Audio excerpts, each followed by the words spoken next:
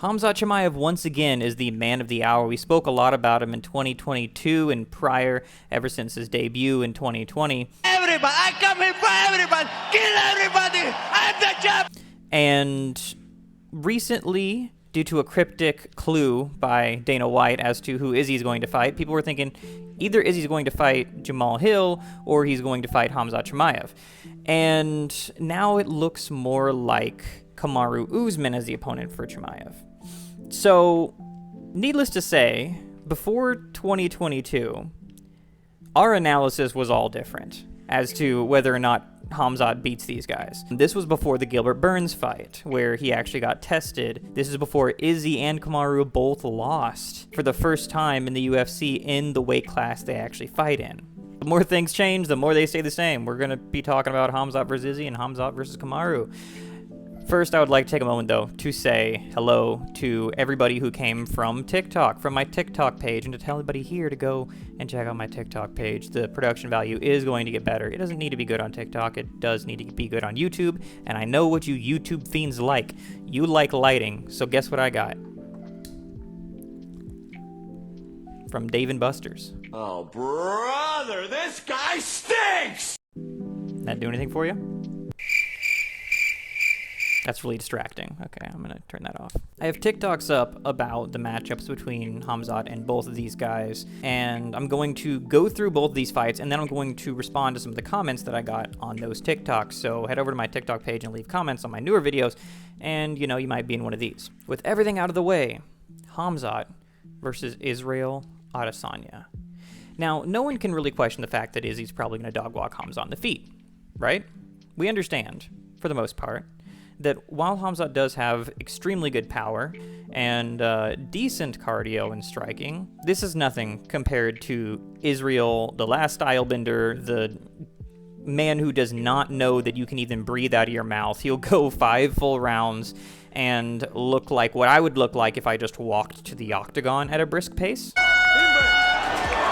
Wow. Khamzat's first 3 fights, while ending quickly, are not that relevant to the conversation of Israel Adesanya. And I'll tell you why. The first fight was against John Phillips, who won 1 of his 6 fights in the UFC, and 3 of those losses were due to submission, including the Khamzat fight. So realistically, how can we take that and apply it to Izzy, saying it happened to this guy who was 1-6 in the UFC, therefore it's going to happen to Izzy? It doesn't quite hold up to me. Neither does his second fight, which is Rise McKee, who lost 2 out of his 2 UFC fights. And lastly, Gerard Mearshart, who was knocked out by Khamzat.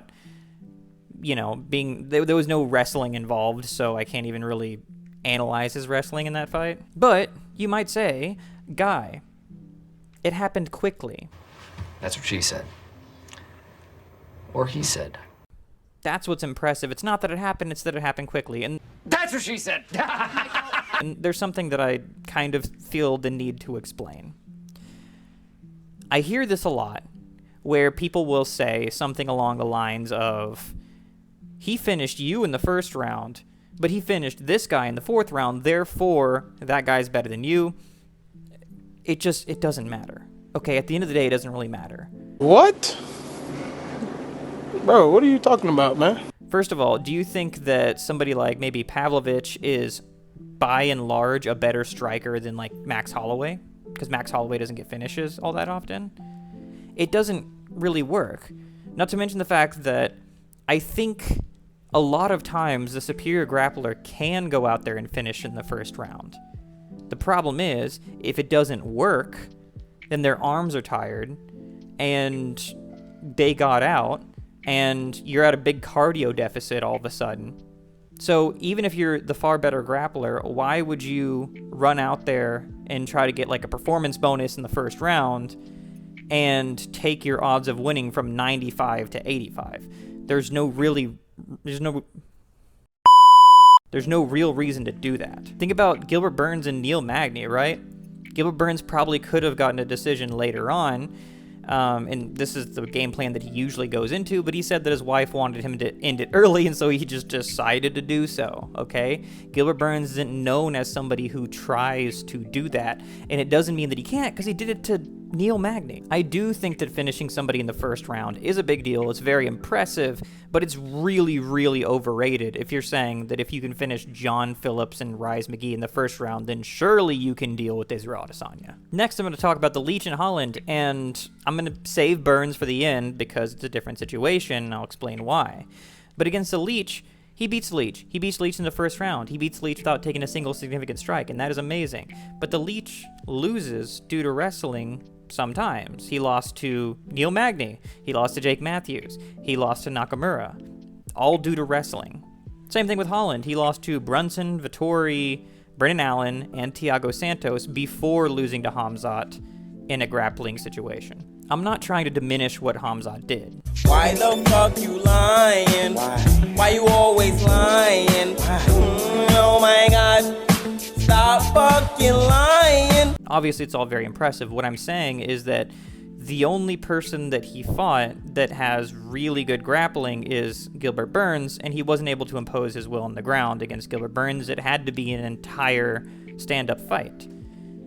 All of the other 5 people that he's fought in the UFC do sometimes lose to grappling, or in Gerard Meerschaert's case, he knocked him out. But there's not any instance of Khamzat being able to easily handle somebody that doesn't usually get submitted or ground and pounded or laid on to a decision. So Gilbert Burns is kind of like a model for us to look at. Okay, this is what happens when Khamzat fights somebody that is very good at defensively grappling. And he was able to get 2 minutes of control time in Gilbert and 10 significant strikes on the ground. So, he's able to kind of get a little, something. But what's important is how good is Izzy at defensively grappling? Okay? There are 2 skills. Not getting taken down in the first place and not getting submitted or beaten up or staying under them for an absurd amount of time once they get you to the ground. And as it turns out, Izzy is excellent at both. At middleweight, Izzy has been taken down 16 times out of 81 attempts. UFC counts submission attempts, meaning how close you were, like if you were, put in a guillotine but you got out of it. It counts those. Would you like to guess how many times Izzy has been in a submission attempt? It's over 9,000! 0. Ever. Would you like to guess how many significant strikes he's taken on the ground at middleweight? 3. And I know what you're thinking, but guy, what if we include the Blachowicz fight? Now, we all understand that was not Izzy's best fight. He looked not what we've come to expect from him in that fight. And, I know what you're thinking, like, guy, you were pretty sad after Izzy lost, and I'll bet you logged on to PS4 and put the computer on Jan Blachowicz and played Israel Adesanya yourself and beat up Jan Blachowicz so that you could, see it happen because you were so sad about it. And to that I say that was just a lucky guess. But either way, even if we were to add in the Jan Blachowicz fight, Jan shot 5 times, got 3 takedowns, and on the ground, he hit Izzy significantly 16 times. So I guess if you want to add those in to make yourself feel better, that's cool, but again, he weighed in 30 pounds more than Izzy. I've seen some people tell me before that if Jan Blachowicz can do it, that means that Khamzat can do it, and I don't even know where to begin on that. Obviously, that was Izzy's, worst performance we've ever seen as far as, I guess, implementing his skill. But also, Jan Blachowicz was 30 pounds heavier than Izzy in that cage. My point is just resist the urge to say, ooh, Izzy is skinny striker man, therefore he gets taken down and drowned by Khamzat. Okay? If it was that easy, he would have lost to Vettori instead of having Vettori get 6 takedowns out of 20 and scoring 0 submission attempts and 0 significant strikes. If that were the case, then Whitaker wouldn't have taken him down 4 times out of 10 with 0 submission attempts and 0 significant strikes. If that were the case, Brunson would have done so, instead of going 0 for 7 with 0 submission attempts and 0 significant strikes. And Tavares would have finished him instead of getting 1 takedown out of 12 with 1 significant strike.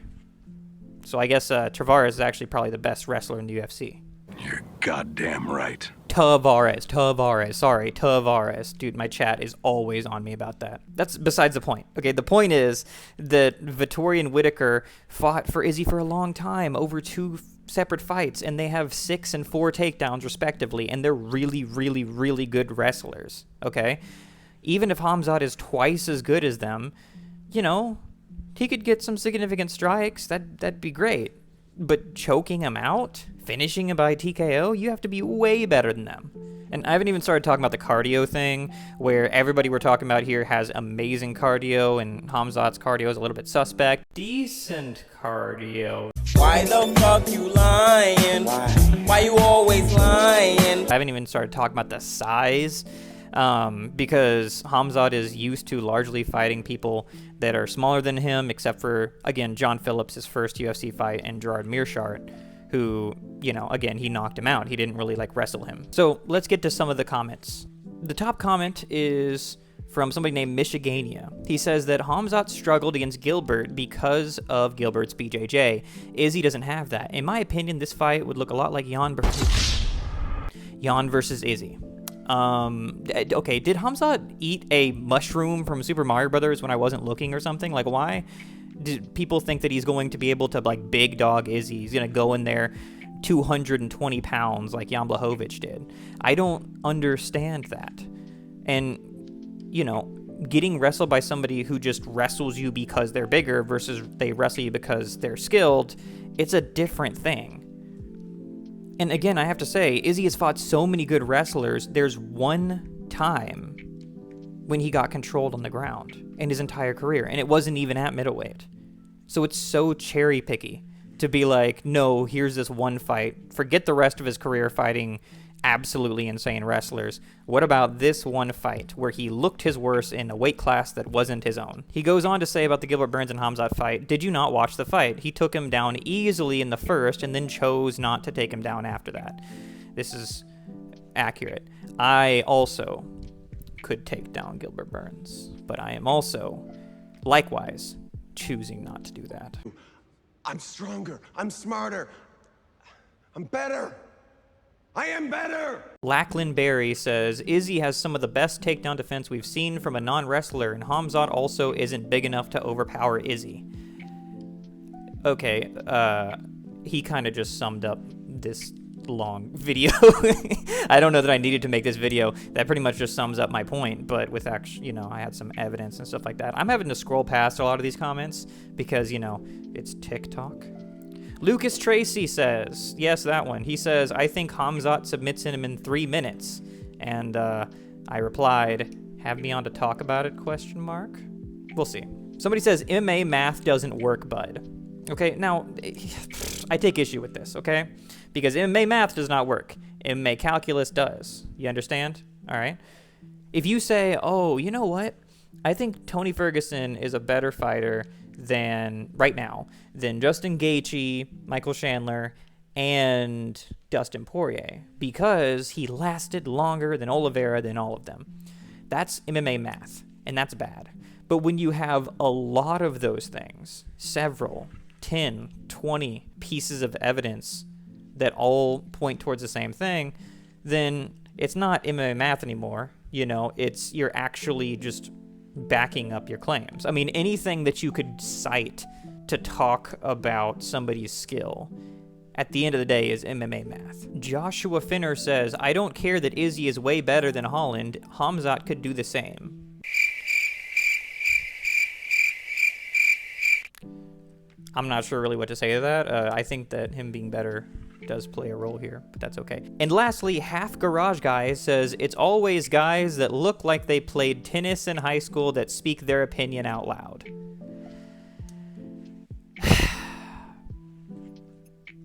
I was bad at tennis, okay? And I played it in college, not in high school, all right? Okay. So yes, my prediction is that Izzy would win, and I'm pretty confident in it. But let's get into one that I'm less confident in, which is Kamaru versus Khamzat, okay? I do not know what happens in this fight.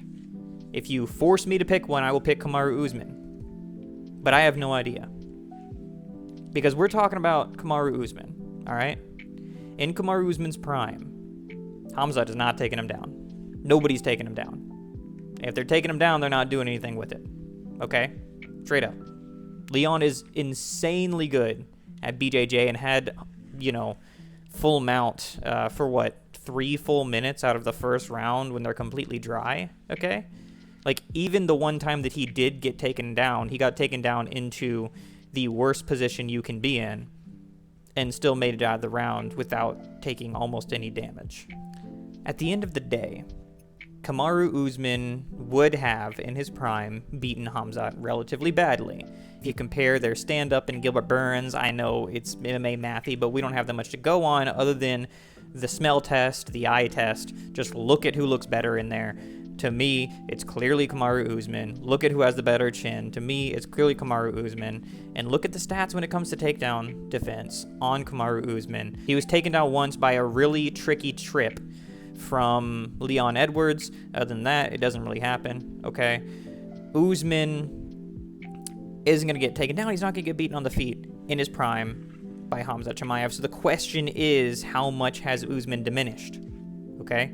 Usually when people diminish, the wrestling kind of stays for a while, all right? If anything, it might even get a little bit better because they've had more time to practice their craft. Knees will have something to do with it. Their back will have something to do with it. But usually they keep their wrestling, okay, for a while. I think this is the case with Kamaru Usman, at least when it comes to defending the takedowns of Khamzat. So who wins on the feet? I don't know. If I had to bet, I would say Kamaru Usman. I'll say that, he hits extremely hard. Khamzat, if he's not able to take you down, will brawl with you. And if he's brawling with Usman, he's going to get hit really hard several times. And Usman, we were worried about his chin. It's still there, man. He took a lot of huge shots from Leon Edwards, kind of took a couple steps weird, and was then just staring back at him like nothing happened, okay? Kamaru Usman still got that bowling ball head with the Superman chin, okay? It's not going nowhere for a little while. And we know that his cardio in all likelihood is better.